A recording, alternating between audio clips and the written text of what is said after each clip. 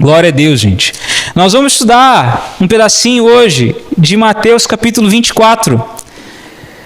Eu disse que ia dar uma pausa ali naquela série de contra a cultura, mas para falar de Natal, então, já que estamos no Natal, a gente vai ter o culto de Natal dia 17, mais um motivo de oração, tá, gente? Quem sabe a gente faz na rua esse culto e fala de Jesus para uma galera, por que não? Mas antes de chegarmos lá no Natal, vamos preparando o nosso coração. E aí, eu vou fazer algumas perguntas que você vai sentir estranho, talvez não vai saber responder. E a primeira vai vir com uma imagem. Alguém sabe o que é isso?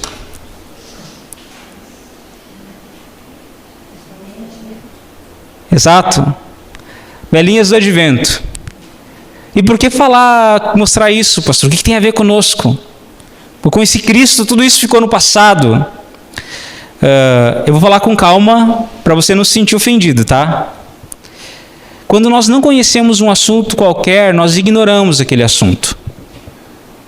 Eu não conheço de mecânica, então eu ignoro mecânica. Então, muitas vezes que eu tive uma dúvida, eu perguntei para o Jardel, que conhece muito bem. Ou seja, se eu ignoro mecânica, quer dizer que eu sou ignorante em mecânica.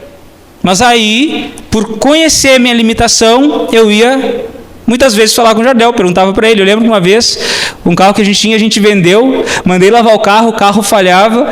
Antes de viajar, era eu lá na casa do Jardel e o Jardel quase desmontando o motor do carro para secar os pedaços do carro para fazer o carro funcionar. Estava horrível, porque houve lá alguma coisa de errado na hora de lavar e deu certo, porque ele entende ou não. E por que relacionar isso com o advento? Quando nós conhecemos Jesus, muitos de nós, a gente pega algumas coisas que nos ensinaram, infelizmente, de forma errada, e a gente bota no lixo, a gente descarta como se não fizesse sentido. Advento é uma delas. A gente relaciona com uma fé antiga, e a gente acha que isso é envolto de idolatria, e a gente bota no lixo. Mas só para te localizar, esse tema advento, e advento quer dizer preparar-se para algo, ele era falado no ano 380 depois de Cristo, ou seja, da igreja primitiva praticamente. Ele era falado porque havia uma consciência, uma expectativa de se preparar para algo. E no Natal se comemorava o Advento, e aí o pessoal criou esse hábito de acender as velhinhas no culto. A primeira vez que fui exposto a isso eu achei estranho, tá? Isso faz alguns anos. Mas para quê? Para simbolizar, gerar aquela consciência que nós estamos nos preparando para celebrar de uma forma mais intensa aquele que reina. Quer outro exemplo de coisas que nós ignoramos e nós abandonamos? Provavelmente, muitos dos irmãos aprenderam em algum momento da sua infância um negócio chamado credo apostólico.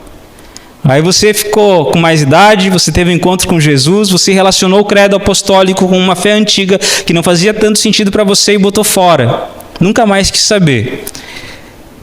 Mas o credo apostólico era usado pelos cristãos intensamente ali pelo século II da igreja cristã como uma confissão de fé. Eles não tinham uma Bíblia como nós temos assim, folhinhas bonitas. O papel foi inventado ali no ano 100, mais ou menos, depois de Cristo, pelos chineses. Então eram papiros. Como você ia sintetizar a tua fé? Como tu ia fazer com que todos crescem em algo ou básico acerca do seu Senhor, do seu Salvador, acerca do Espírito Santo?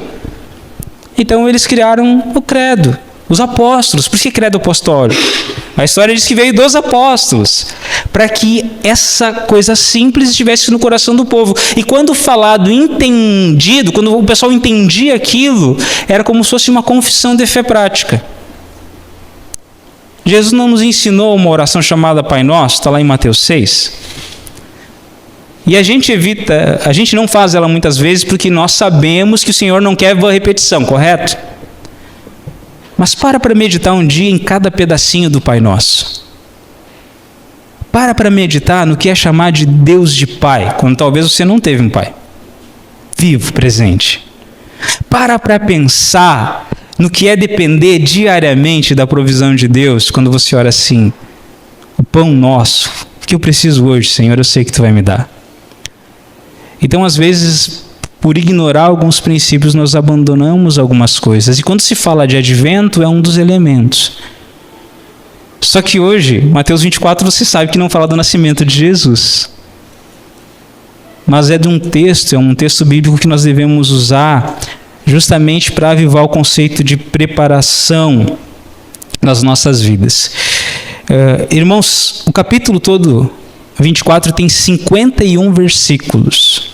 Eu não vou ler os 51 versículos com os irmãos. Nós vamos ler metade do capítulo só, mas eu desafio os irmãos, nos seus lares, durante a semana, lerem o capítulo todo mais de uma vez. Façam esse exercício. Na última semana, eu meditei toda semana, inclusive hoje de manhã ainda, em Atos 4.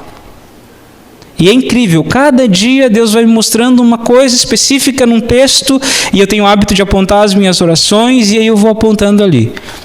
Então vamos ler capítulo 24, a partir do verso 29, mas você na sua casa fica desafiado a ler tudo, porque nós vamos falar hoje de advento ou de preparação. Diz assim a palavra de Deus a partir do verso 29. Imediatamente após a tribulação daqueles dias, o sol escurecerá, a lua não dará sua luz, as estrelas cairão do céu e os poderes celestes serão abalados.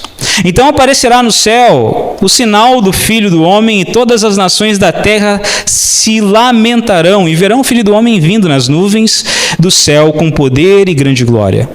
E ele enviará os seus anjos com grande som de trombeta, e estes reunirão os seus eleitos dos quatro ventos, de uma a outra extremidade dos céus. Aprendam a lição da figueira. Quando seus ramos se renovam e suas folhas começam a brotar, vocês sabem que o verão está próximo. Assim será quando virem todas essas coisas. Saibam que ele está próximo às portas. Eu lhes asseguro que não passará essa geração até que todas essas coisas aconteçam. Os céus e a terra passarão, mas as minhas palavras jamais passarão. Quando é o dia e a hora, ninguém sabe, nem os anjos do céu, nem o Filho, senão somente o Pai. Como foi nos dias de Noé, assim também será na vinda do Filho do Homem. Pois nos dias anteriores ao dilúvio, o povo vivia comendo e bebendo, casando-se e dando-se em casamento, até o dia em que Noé entrou na arca. E eles nada perceberam, até que veio o dilúvio e os levou a todos. Assim acontecerá na vinda do Filho do Homem. 2 homens estarão no campo, um será levado e outro deixado. 2 mulheres estarão trabalhando no moinho, uma será levada e a outra deixada. Portanto, vigiem, porque vocês não sabem em que dia virá o seu Senhor. Mas entendam isso: se o dono da casa soubesse a que hora da noite o ladrão viria, ele ficaria de guarda e não deixaria que a sua casa fosse arrombada. Assim, vocês também precisam estar preparados, porque o Filho do Homem virá numa hora em que vocês menos esperam. Quem é, pois, o servo fiel e sensato, a quem o seu senhor encarrega de sua casa para lhes dar alimento no tempo devido? Feliz o servo que o seu senhor encontrar fazendo assim quando voltar.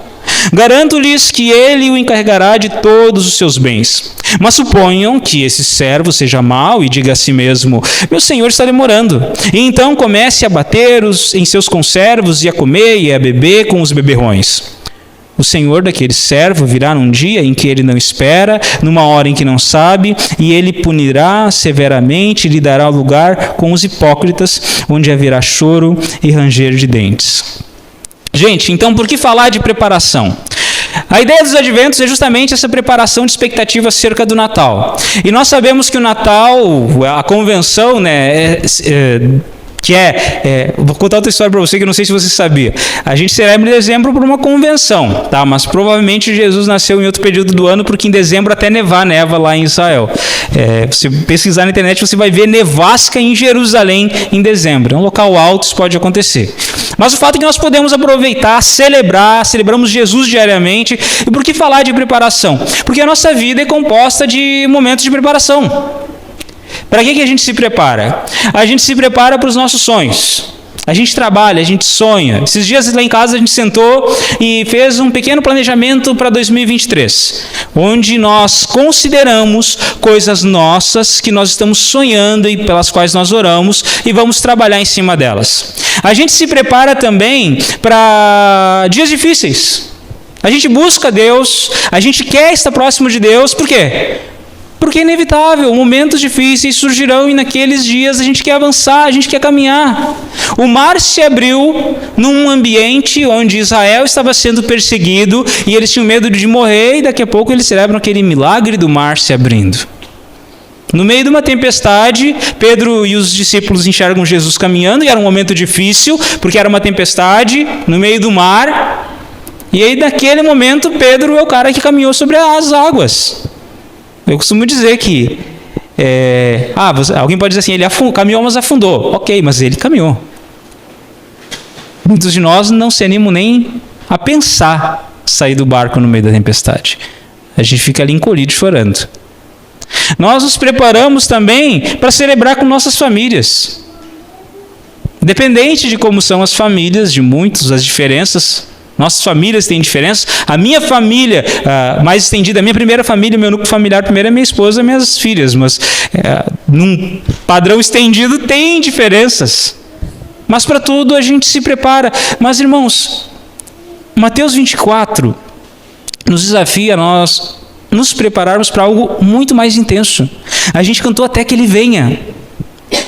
E o que eu quero considerar com vocês essa noite é o quanto, como igreja, a gente tem se preparado de fato para isso. Celebrado aquilo que Jesus nos chamou para celebrar, vivido aquilo que Jesus nos chamou para viver e nos preparado para isso. O texto ele nos dá algumas evidências, tá? Por isso eu sugiro que você leia depois todo o capítulo 24, por favor, eu apelo para que você faça isso. Mas o texto ele fala de certeza, o texto ele fala de eminência, e ele fala, e ele mostra evidências.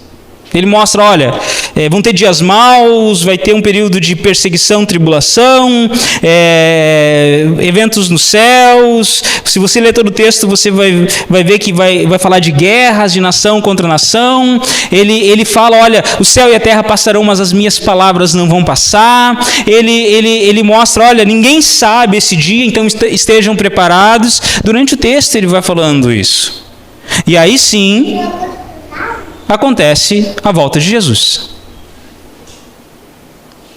O ponto é, de que forma a gente está preparado? E para pensar nisso, eu vou te dar 3 exemplos que nós não devemos viver, e se você tem vivido, você precisa virar a página, tá? Primeiro, você precisa se preparar entendendo que igreja não é berçário. Por que eu estou dizendo isso, gente? Porque quando nós conhecemos a Jesus, tudo é novo e a gente chega na igreja com algumas feridas, ou se não feridas, porque seria o próximo ponto, tá? A gente chega com algumas imaturidades e a gente enxerga o mundo de uma perspectiva, e às vezes a gente se magoa fácil com as pessoas. Só que, meus irmãos, a igreja não é berçário. A gente chega como criança e a gente precisa amadurecer. Nós já estudamos aqui nessa igreja Atos capítulo 16, que mostra a construção da igreja de Filipos, para onde Paulo escreveu depois uma carta a Filipenses. E lá, na construção dessa igreja, você vê Deus juntando uma mulher religiosa que era empresária, uma ex-escrava grega que era endemoniada antes de ser liberta, e um carcereiro que na época ali teria que idolatrar o seu imperador como Deus. E Deus junta essa gente, Deus salva eles e faz uma igreja. Pensa que não deu atrito no início? Você nunca leu que Pedro foi censurado por Paulo numa das cartas? Porque quando ele chegava em algum ambiente, ele queria se fazer de santo para estar mais perto dos judeus, e Paulo dá uma chamada nele. Só que nós somos desafiados a crescer, queridos. Igreja não é leprosário. O que é a característica de um leprosário? Antigamente, lá década de 50, 60, uma pessoa tinha lepra, e aí por não se entender que havia cura para a lepra, aquela pessoa era retirada da sociedade e ia morar num leprosário o nome mesmo, eu acho, ou leprário, acho que é leprosário, espero não ter errado, né? Então era uma colônia de leprosos. Tem histórias, tem documentários sobre isso, se você pesquisar na internet vai achar. Só que por que eu dou esse exemplo? Porque a gente olha para o texto bíblico que Jesus Cristo fala que Ele não veio para os sãos, mas para os doentes, e fica se pegando nisso. E aí as feridas que tem na nossa alma, a gente fica cuidando delas, mas não para elas morrerem, a gente fica celebrando elas. mas eu sou ferido, eu sou traumatizado, eu passei por isso no passado. Aconteceu comigo isso dentro da igreja. Vocês não sabem a minha história da Ângela. Nós já passamos por momentos difíceis quando conhecemos Cristo. E aí eu me apego nisso. E aí porque eu me apego nisso, eu não viro a chave, eu não vivo coisas novas com o Senhor. Porque no passado o meu pastor me olhou assim, um irmão fez isso comigo, então eu sou ferido. Eu fui machucado dentro da igreja. Irmãos, qualquer pessoa que vai para o hospital aqui, ela não quer morar no hospital. Ela procura o hospital para quê? Para receber cura. Depois que ela recebe cura, o que ela vai fazer? Vai embora. O detalhe é que a igreja, ela pega quem está ferido e com certeza é proibida a entrada de pessoas perfeitas na igreja. A Bíblia diz de nós sermos transformados de glória em glória. Mas o propósito de Deus é que a gente amadureça, que a gente seja curado, que a gente use as nossas feridas para olhar para frente, para contar história, para deixar marcas. A história do irmão Antônio, existia um irmão Antônio antes e um depois de Jesus. E ele fez valer a pena viver depois de Jesus. A título, só linkando com uma mensagem passado, quando eu falei aqui, o que você está vivendo, o que você poderia fazer que poderia mudar a vida de muita gente. Antes de falecer 2 anos antes, o irmão Antônio, já um senhor idoso, aposentado, ele encasquetou que poderia estabelecer em Santa Cruz do Sul um presídio chamado APAC, que é uma colônia penal. Pessoas que são pegas, por exemplo, o camarada estava com fome e foi preso roubando um frango. Em vez de colocar ele dentro de um ambiente carcerário com eu não sei como é que fala agora, me faltou a memória, mas um grupo criminoso todo que comanda, você manda ele para uma colônia penal. E aí o irmão Antônio corria atrás disso e ele morreu sem ver isso acontecer, fazendo reuniões. Esses dias, a filha dele recebeu uma carta do juiz daqui de Santa Cruz do Sul, que está em desenvolvimento já o processo de estabelecimento da primeira APAC da nossa região, se não talvez do Rio Grande do Sul, e essa PAC terá o nome de Antônio Brito, não pelo governador, mas por um senhor, carequinha, parecido com Shrek, foi tu que falaste isso daqui, não sou eu, que creu que era possível, meus irmãos. Eu lembro que encontrava com ele só falava disso. Igreja não é berçário, igreja não é leprário ou leprosário, igreja tampouco é clubinho de bênção. Eu li em algum lugar e eu postei no Twitter aqui ainda hoje. Se você acredita que sinal de bênção é você ter dinheiro na carteira e um carro legal e uma casa boa, qualquer chefe do tráfico é muito abençoado, porque eles têm muito dinheiro, eles andam em carros bons e moram em lugares bons. E isso não é sinal de bênção, gente. Falei para você que li em Atos 4 quase toda semana e todos os dias, e você vê a igreja começando a ser perseguida em Atos 4, e uma perseguição vindo, Pedro e João são presos, porque curaram uma pessoa que estava ali, que há 40 anos era colocado à porta do templo, aleijado aquele cara. E aí eles voltam para a igreja, a primeira oração deles é assim: Senhor, coloca por terra aqueles que nos perseguem? Não. A Bíblia diz, no finalzinho de Atos 4, que a primeira oração deles é assim: Senhor, nos concede poder e autoridade para anunciar o teu evangelho. E aí qual foi o resultado? Diz a Bíblia que o local onde eles estavam tremeu e foram cheios do Espírito Santo e anunciavam com mais ousadia. Se a gente está passando um problema tão simples que é a falta de prédio, meus irmãos, vamos orar por isso, mas vamos orar ainda mais para sermos cheios de Deus. Porque aonde a gente estiver, a gente pode fazer a diferença de uma forma radical. Queridos, então vamos lá. Igreja não é nada daquelas coisas que eu falei, mas antes igreja é corpo, família, sacerdócio e exército. Eu vou ler alguns textos como referência a cada um desses elementos e no final quero desafiar você a um compromisso com Cristo. Primeira coisa, gente, igreja é corpo. Só um exemplo, tá? Romanos capítulo 12, versículo 4 e 5. Eu vou ler ali mais fácil, para não ficar folheando para lá e para cá. Assim como cada um de nós tem um corpo com muitos membros, e esses membros não exercem todos a mesma função, assim também em Cristo, nós que somos muitos formamos um corpo e cada membro está ligado a todos os outros. Por que isso, meus irmãos? Efésios 4 dá a resposta. Para que nós estejamos ministrando uns aos outros e assim o corpo seja edificado. Deus não quer que você viva com a consciência de que você é um bebezinho eterno. Deus não quer que você viva com a consciência de que você está ferido e a vida é assim, e ó meu Deus, ó céus, e você nunca evolui. Deus não quer que você viva que se você está aqui, você pensando, eu só vou ser abençoado, não.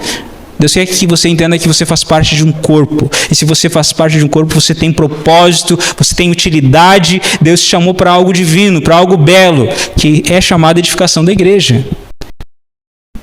Igreja é família. E família eu falei que tem ali, família às vezes tem as suas tretas, os seus atritos, mas olha o que diz a Bíblia: portanto, vocês já não são estrangeiros nem forasteiros, mas concidadãos dos santos e membros da família de Deus.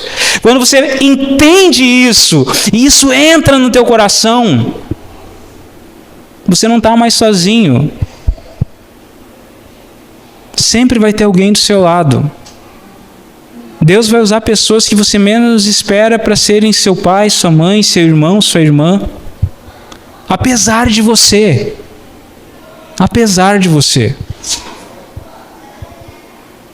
A gente já teve até DR lá em casa, em virtude... Às vezes eu não sou tão simpático, tenho dificuldade com isso, gente. Nós éramos recém-casados, a Ângela me deu uma... Como é que é o nome daquilo? Um carro? Telemensagem. Se alguém aqui já recebeu telemensagem é porque você nasceu no século passado. E ela bem feliz com aquela telemensagem de aniversário, aquele carro escuro, abriu o porta-malas, aquela música cantando, e eu ganhei aquilo. Eu não pensei na hora, mas a frustração dela, porque ela fez aquilo com todo amor, e eu olhei para ela e digo assim: pá, podia ter me dado um perfume.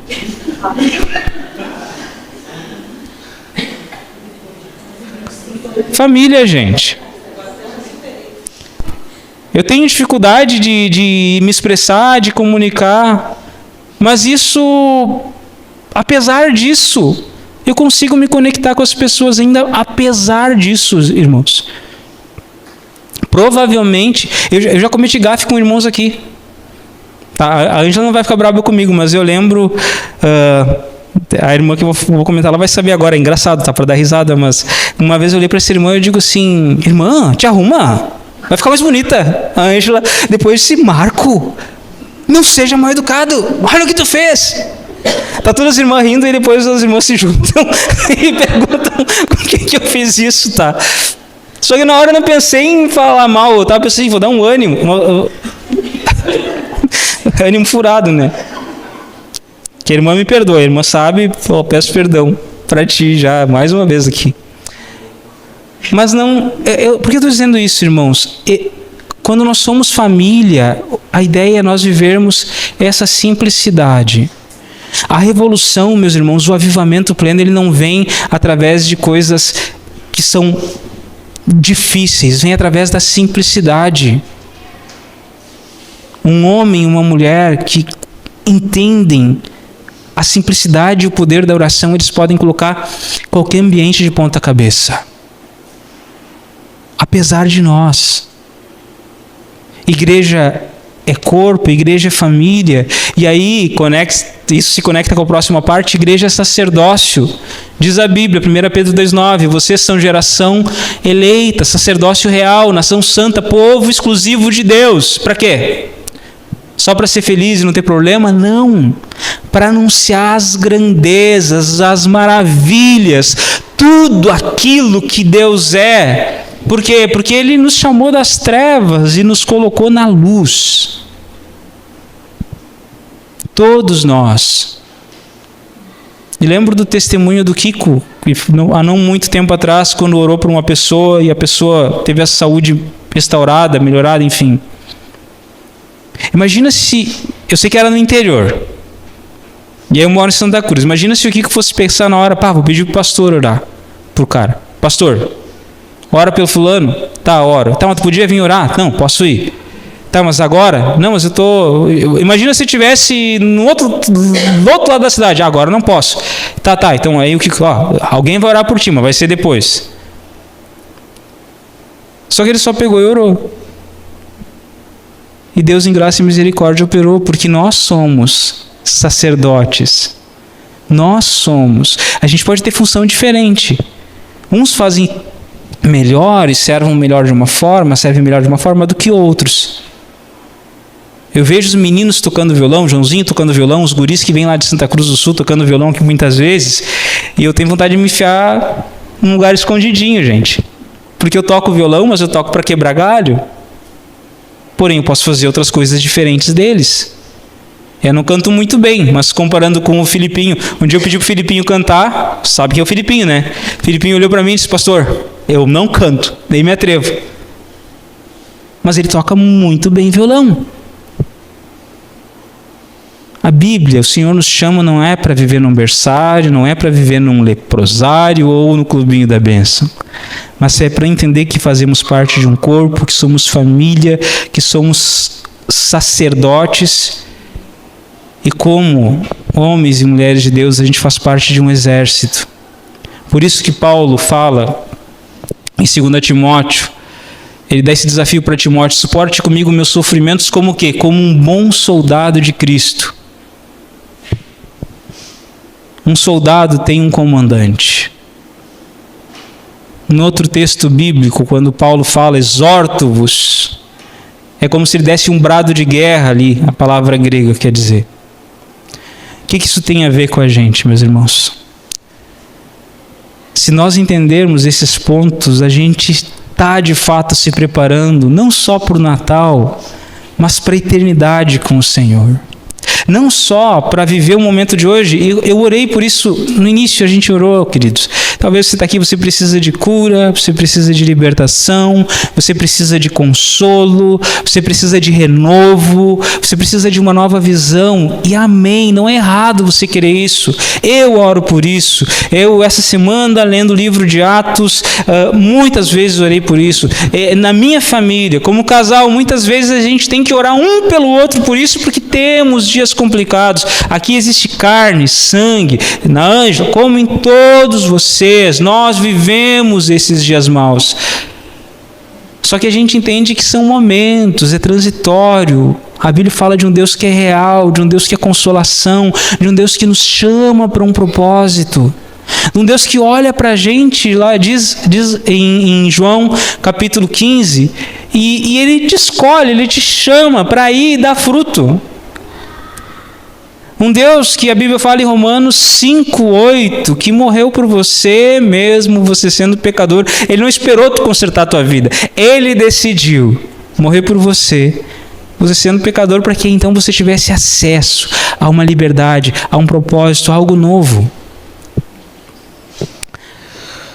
O que Deus quer da gente então? Corpo tem pedaços, né? Os membros de um corpo. Deus quer que você tenha essa consciência. Tanto que você não está só, porque você está conectado com alguém, como você também, se você precisa de cura, você não está só. Mas por outro lado, você pode ser aquele que vai levar a cura para o outro. Deus quer que você tenha consciência de que se você está numa família, você tem irmãos, você tem um pai chamado Senhor. E se você tem esse pai, você tem irmãos. E se você tem irmãos, você pode contar com eles. Lá em casa, as duas irmãs às vezes estão querendo se matar. Mas ao mesmo tempo é tão bonito ver como elas se protegem. Elas se cuidam, apesar de às vezes querer se matar. Às vezes você vai pensar, puxa vida, tão difícil o relacionamento com o Marco. Mas é seu irmão. E vocês vão se proteger, vocês vão se cuidar. Essa consciência que Deus quer de você. Deus quer que você tenha a consciência de um ministro, porque se você é um sacerdote, Ele quer usar a sua vida para ministrar na vida de outras pessoas. E não é, vou dar um curso, tem que ter palavras bonitas. Não, é quem você é, da forma simples que você é, fazendo o simples. Não tem mistério servir a Deus. Às vezes é lendo um texto bíblico, é mandando uma mensagem, é dando um olá. Agora, se você tem dificuldade, eu sou muito adepto de dar estudo bíblico, porque às vezes buga tudo aqui dentro. Então eu tenho um tema para conversar com a pessoa. Mas você é chamado para isso. E o que o Kiko falou acerca do irmão lá que preparava estudo bíblico e se sentia edificado, meus irmãos, para mim é uma bênção quando eu posso dar um estudo bíblico para alguém, porque todas as vezes quem mais aprende sou eu. Quando pego... Vou dar um exemplo nosso aqui da igreja, aquele livrinho do Evangelho de João, cada vez que eu leio aquilo, que eu penso em Jesus como Deus, em Jesus como a luz do meu caminho, em Jesus como alimento para a minha vida, em Jesus como a verdade que liberta, eu relaciono tanta coisa do meu coração que precisa de clareza, que precisa de direção, tanta insatisfação que às vezes que eu digo, olha, por que eu estou perdendo tempo com isso? Não somente Jesus te chama para ser membro, irmão, ministro, mas um soldado. E a Bíblia diz em Hebreus, capítulo 10, verso 31, que nós não somos daqueles que retrocedem para a destruição, mas os que avançam para a vida eterna. Você não é chamado para ter medo. 2 Timóteo, capítulo 1, verso 7. Nós não recebemos um espírito de covardia que nos escraviza, mas um espírito de poder, de amor e de equilíbrio. Irmãos, é tudo muito simples, é uma questão da gente estar preparado, mas com consciência naquilo que está escrito. Jesus, quando ele fala em Mateus 24 acerca da volta dele, ele está falando para a igreja. E ele não está falando para uma igreja que um dia aceitou Jesus e agora aceitei Jesus e eu preciso que sigam me dando as coisas na minha mão e se alguém não me diz oi eu vou ficar chateado. Ele não está falando para uma igreja que, meu Deus, eu fui ferido no passado e eu tenho os meus traumas e você fica vivendo por tudo aquilo ali. Ele não está falando para uma igreja que daqui a pouco, eu sirvo Jesus, eu tenho que ser abençoado. Todo tempo, não, ele está falando para um povo maduro. Ele está falando que vai ter perseguição. Ele está falando que vão ter dias maus. Mas ele está falando para um povo que pode ser vitorioso, sim. A Bíblia diz que nada pode nos separar do amor de Deus em Cristo Jesus. Nada pode separar você do amor de Deus em Cristo Jesus. As pessoas podem te abandonar, no teu trabalho podem nunca mais querer saber de você. Pessoas que você achava muito legais em ambientes próximos, familiares teus, podem se levantar contra você, podem te dar sugestões malucas para destruir a tua vida. Mas o Senhor jamais vai te abandonar. E naquele dia que você vai estar mais quebrado, Ele é o único com quem você pode falar. Naquele dia que está tudo errado, onde, por exemplo, você está em DR, você pode orar e falar com Deus. O dia que você está em dúvida com relação aos próximos passos, você pode falar com Deus. Porque aquele que veio um dia no Natal é o mesmo que prometeu que virá novamente. E a gente só vai estar preparado se a gente estiver de fato conectado com Ele, servindo, entendendo que fazemos parte de um corpo, de uma família, de um sacerdócio, de um exército. Mateus, capítulo 24, é um texto que Jesus está pregando ao sair do templo, do ponto de referência religiosa daquela época. Primeiro versículo diz que os discípulos se aproximaram dele para mostrar ali as construções do templo. E aí Jesus se assenta e vai falando acerca de tudo o que aconteceria. Mas olha só o que diz o versículo 13 para nós encerrar. Aquele que perseverar até o fim será salvo. Volto. Perseverar não é parar de crescer, não é ficar celebrando as dores do passado, mas é entender que você tem um Deus que quer que você amadureça, um Deus que tem poder para te curar, e mais do que isso, usar tuas dores como testemunho para que outros cheguem à verdade dele. E aí você vai celebrar a transformação e outras pessoas vão conhecer ele. Deus falou algo com você nessa noite, Ele quer uma resposta sua. Talvez é um compromisso maior com Ele.